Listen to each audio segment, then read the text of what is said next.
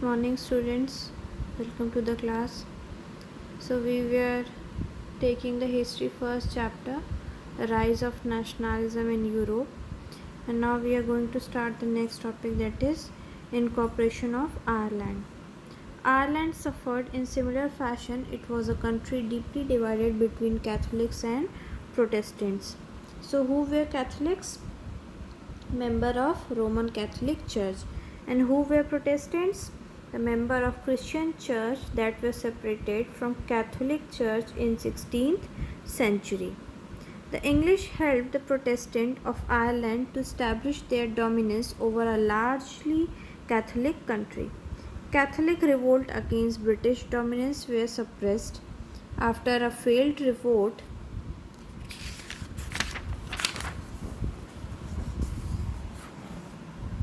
led by Wolfe Tone and his United Irishmen, Ireland was forcibly incorporated into the United Kingdom in 1801. The new British nation was forged through the propagation of dominant English culture. So, what is the meaning of forged? Illegal copy of something. Through the propagation means spreading of something of a dominant English culture.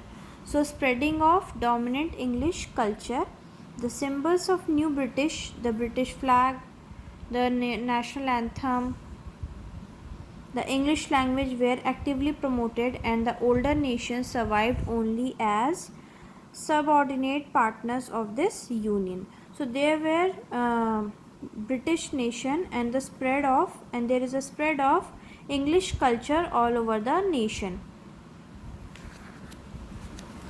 Then visualizing the nation. How does go about giving a face to a nation? Artists in the 18th and 19th century found a way out of personifying a nation. Nation were then portrayed as female figure. The female figure form that they were chosen to personify the nation did not stand for any particular women in real life. Rather, it sought to give an abstract idea of the nation to a concrete form. That is, the female figure became a allegory of the nation. So this is the female figure poster stamp, and this is also artist of 18th and 19th century gave a personifying the nation and gave a female structure and face to the nation. Similarly, female allegory were invested by artists in the 19th century to represent the nation. So female allegory represent the nation. In France, she was Christianized Marnie, a popular Christian name which underlined the idea of a people's nation. Her characteristics were drawn from those of liberty and the republic, the red cap, the tricolor and cockade. Statue of Marine were erected in public squares to remind the public of the national symbol of unity and to persuade them the identity with it. So these were the symbols, these were the attributes, and this was the significance of the female figure that were used at that time.